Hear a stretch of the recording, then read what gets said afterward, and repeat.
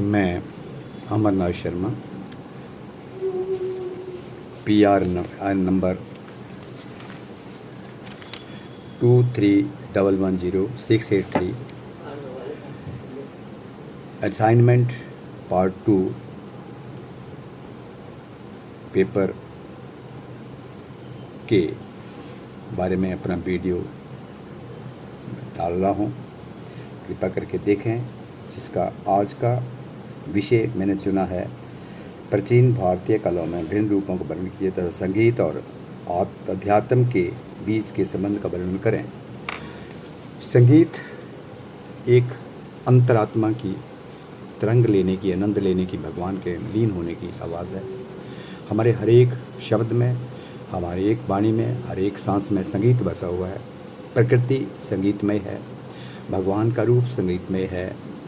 हम सबका मनोबल संगीत से आता है और संगीत ही प्रेम है, संगीत ही वायु है, संगीत ही प्रकृति है। संगीत में सब कुछ है। संगीत ध्वनि संगीत निर्माता और संगीत प्रेमी के बीच एक आध्यात्मिक संबंध बनाता है। संगीत मानवीय भावना के भीतर प्रतिध्वनित होता है। मानवता के दिल में एक गीत है। संगीत का आध्यात्मिक महत्व समुदायों, संस्कृतियों और पंथों को पार कर सकता है। एक संगीतकार हमेशा के लिए आध्यात्मिक हो जाता है क्योंकि वह स्पर्श ध्वनि से होता है, दोनों से होता है। हालांकि नियमित अभ्यासों के दौरान और परिश्रम को प्राप्त करने के लिए प्रयास करते हुए हम अपने निरंतर अतिक्रमण और अध्यात्म के प्रति सत्य के मूल्य को महत्व नहीं दे सकता। इसलिए सूखी सामाजिक उपलब्धियाँ और आत्म संतुष्टि के बीच ठीक संतुलन बनाए रखने के लिए यह आंतरिक रास्ते से लड़खड़ा सकता है और सांसारिक सफलता की ओर बढ़ सकता है। हाल के भारतीय शास्त्रीय संगीत में ऐसे रूपों की अधिकता है जो संगीत की धुनों और ध्वनियों के माध्यम से आध्यात्मिक आभा के भीतर निवास करने को प्राप्त करने में मदद करते हैं। संगीत पहले से ही कई रुझान और नई भारतीय विविध रूपों की रैलियों की चर्चा की गई है। इसमें व्यावसायिक होने के अलावा अक्सर अपने भीतर मदद करने के लिए और संगीत के माध्यम से भीतर दिव्यत्व को खोजने के लिए मदद की जाती है। भारतीय संगीत और अध्यात्म का संबंध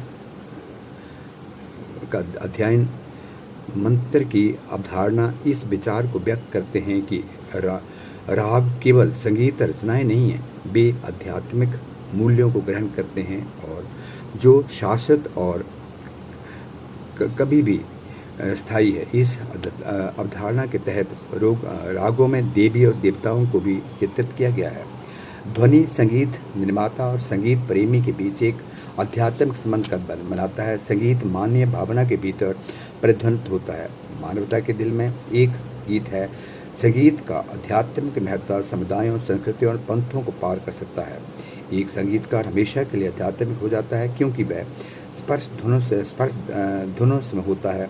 हालांकि नियमित अभ्यासों के दौरान परिश्रम को प्राप्त करने के लिए प्रयास करते हुए वह अपने निरंतर आक्रमण और अध्यात्म के प्रति सत्य के मूल्य को महत्व नहीं दे सकता।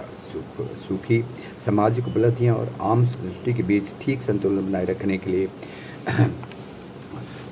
के लिए वह आंतरिक रास्ते में लड़खड़ा सकता है और सांसारिक सफलता की ओर बढ़ सकता है।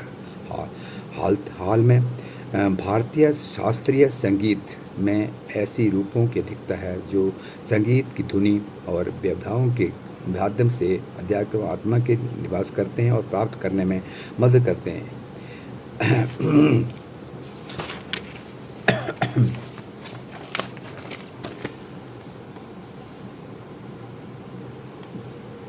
माइकल लिंटन ने परिभाषा को एक कदम आगे बढ़ाया। ध्वनि और संगठन के रूपों में जो सांस्कृतिक रूप से बहुपन्न अर्थों को ले जाते हैं, सौंदर्यवादी उपयोगीवादी उद्देश्यों के लिए खेती की जाती है या वह मानव आयोजन तत्व संगीत की हमारी समझ के लिए महत्वपूर्ण प्रतीत होता है। हालांकि गैर मानव एजेंटों द्वारा निर्मित ध्वनियों को, जैसे कि जलप्रपात या पक्षियों को, संगीत के रूप में भी वर्णित किया जा सकता है, लेकिन शायद ही कभी संगीतमय के रूप में। संगीत एक घटना के बजाय एक विचार, एक अवधारणा है। वह गैर लेखन योग्य है तथा सांख्यिकीय तरीके से वर्णित है। संगीत केवल माना जा सकता है और धारणा व्यक्ति की अपनी संगीत सांस्कृतिक और भावनात्मक यात्रा के अनुसार अलग कर सकती हैं। ओशो कहते हैं, संगीत ध्यान की सबसे आसान विधि है। जो भी संगीत में अपने आप को घोल ले सकता है, उसे भंग करने के लिए किसी और चीज़ की तलाश करने की कोई आवश्यकता नहीं रही है।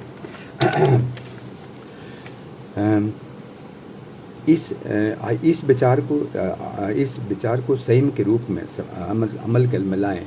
हर अमृत और ठोस जीव का शरीर और मन पर प्रभाव पड़ता है, जो कि अमृत है। संगीत को सुखद एस्थेटिक स्तर द्वारा निर्धारित या मेलोडिक तत्कालीन और या एस्थेटिक स्तरी द्वारा निर्धारित होने की उम्मीद है। यह देखने के लिए कि हम अक्सर तर्क दिया जाता है कि ध्वनि के मापन को संगीत की आवश्यकता नहीं है। एक संगीतकार का जीवन पूरी तरह से उसके अभ्यास के लिए समर्पित होता है, अर्थात स्वर साधना धुनों के साथ लंबी प्रयासों और संबंधों के दिन उसे अपने क्षेत्र में न केवल जटिल करते हैं, बल्कि ज्ञान और उदाहरण में तुलनात्मक रूप से मजबूत करते हैं। इस प्रकार हम देखते हैं कि संगीत कलाकार या प्रेमी लोग तुलनात्मक रूप से बात करने के लिए सहज होते हैं। विशेष रूप से संगीत चिकित्सा डॉक्टरों की तुलना से स्वीकृति और प्रेम दोनों में सक्षम है। चेतना के साथ ध्वनि का संरक्षण अक्सर सामुदायिक गायन, नृत्य और ढोलक आदि के माध्यम से प्राचीन काल में मनाया जा सकता है। आमाशयान हमेशा अध्यात्म आमा से मिलता है या उससे जुड़ा होता है। उच्च स्वर ध्वनियाँ और उनकी रत्मा के स्वर में होना।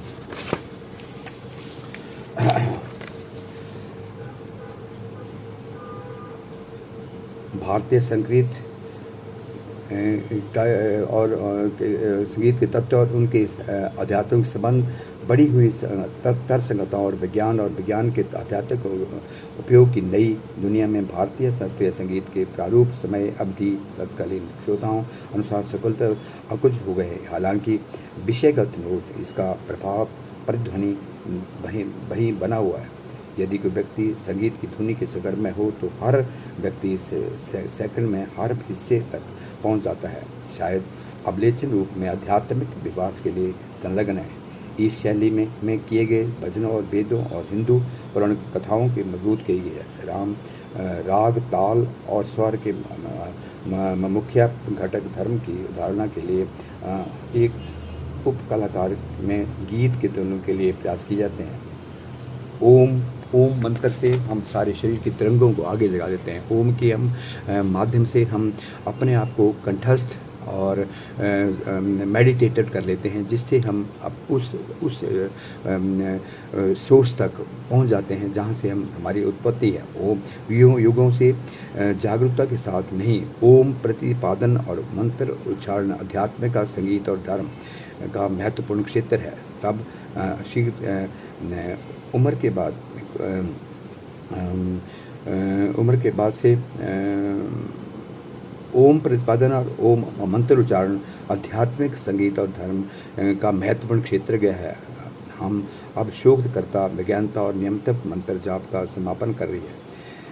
श्रुति और स्वर, श्रुतियाँ या ध्वनि आवृत संगीत का आधार है। ये 22 श्रुति संगीत के लिए चुनी हुई शुभ ध्वनियाँ हैं और ये जो 7 शुभ स्वरों का चयन करती हैं। सा, रे, गा, मा, पा, धा, ना, नी। 7 नोटों के बारे में जो सामान्य रूप से जानते हैं, जो 7 रंगों और 7 चक्कर विभिन्न प्रणाली के संबंधित हैं। 22 श्रुति सूक्ष्म नोट है, ये नोटों के बीच में नोट है। स्ट्रिंग पर अनुपात बनाने वाली संख्याएं अमराज्य संख्याओं के तुलनित है। 1, 2, 3 और 5। यह भी अंतरिक्ष के तत्व को छोड़ते हुए फारेस्टल का प्रतिनिधित्व करता है। सदगुरु कहते हैं, आपको समझने की जरूरत है। एक भारतीय संस्कृत सेट के टुकड़ों को देख रहा है। ताल और इसका प्रभाव पूर्व विश्व पर है अस्तित्व, विश्व पर है अस्तित्व में हर चीज़ के बारे में एक लय है, यहाँ तक कि अमान्य धारणा के संबंध में गहरे स्तर पर भी नहीं। अगर आप ध्यान से सुने तो इसमें एक लय है। राग स्टार वादन पंडित रविशंकर कहते हैं कि एक राग एक कलाकार की आंतरिक भावना का परीक्षण है और उसकी सबसे बड़ी भावना और संवेदनाओं की अभिव्यक्ति है, जो स्वर और धुन के माध्यम से सामने आया। संगीतकार का प्रत्येक राग में प्राण फूंकना चाहिए, क्योंकि वह उसे प्रकट और करता है। प्रसिद्ध सितारकार मिलादी कुमार ने रोगों को व्यक्त करते हुए कहा, राग भावनाओं से बात करते हैं, और कहा जाता है कि क्रोध के अलावा किसी भी भावना का भारतीय संस्कृति में प्रतिनिधित्व नहीं किया सकता। भारतीय संस्कृत के दो पहलू हैं, एक धैर्यगस और रचनाओं को सुन रहा है और संगीत की बिक्री का आनंद ले रहा है। दूसरे पहलू में रचनाओं के अर्थ को समझना शामिल है, जो हमारे जीवन और हमारी प्रतिमा पर हमारे दृष्टिकोण का प्रभाव डालता है। संगीत शैलियों के साथ आत्मा का संबंध। संगीत समारोह के संगीत के सभी रूप, चाहे वह लोक या शास्त्रीय, जातीय या प्रकृत, ऐसी विशेषताओं पर करते हैं जिनमें बयाने के इच्छुक श्रोता अनुभव कर सकते हैं। कभी कभी संगीत में यह रसबात बड़े उपकारी और आवाज़ों या स्वरों के बीच एक अंतर बन जाता है। लोक मनुष्य ने समुद्र, पृथ्वी, गर्ज, बादल और वर्षा के विस्मय और आश्चर्य किया है। अंतहीन सागर में सामने बड़े होकर आप उसे छोटा महसूस किया है। वह झुक गया। हैकोल्ड ने बादलों को गले नहीं लगाया, लेकिन मल्हार गाया। या विशाल पर्वतों पर नहीं पड़ सकता, लेकिन उसके अपनी बाजी खेल ली थी। पहाड़ी धुनें ने पहाड़ की कुंडलियाँ गूंज दी। लोक संगीत संस्कृति का महत्वपूर्ण अंग है।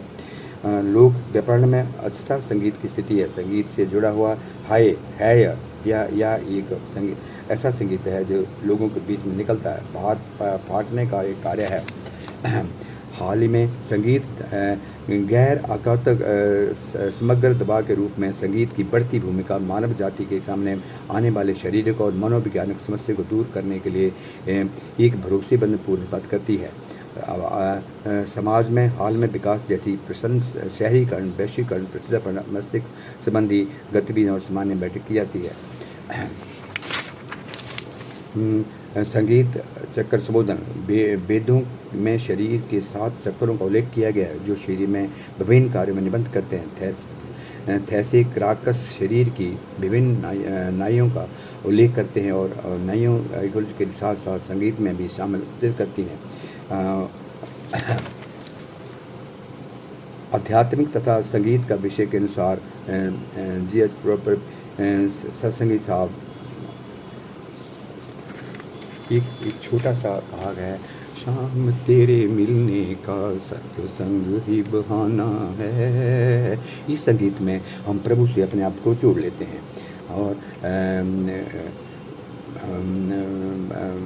साहित्य में रस का विषय, साहित्य और नाटक में रस का उतना ध्यान नहीं लगा जाता है। संगीत रासा या भावना के चित्रण के लिए एक शक्तिशाली वाहन है।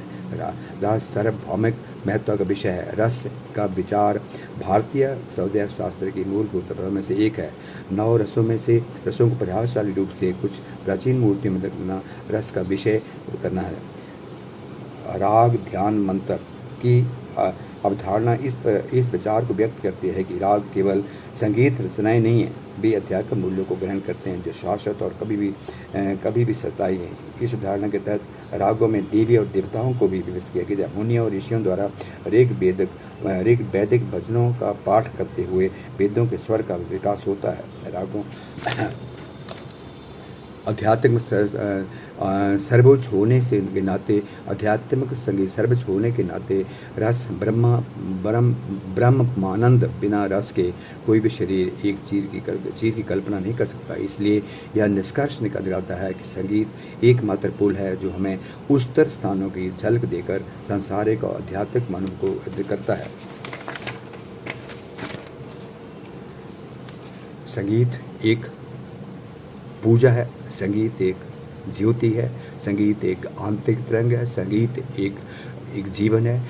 संगीत रस रस में, कण कण में, प्रकृति के हर पल में, पक्षियों की चाहट में, पक्षियों के बोलने में और अब जानवरों के बोलने में, सभी में संगीत लय है। और ये मानव जीवन संगीत से ही चल रहा है, संगीत ही जीवन है। ओम नमः शिवाय। जय श्री कृष्ण, जय श्री कृष्ण।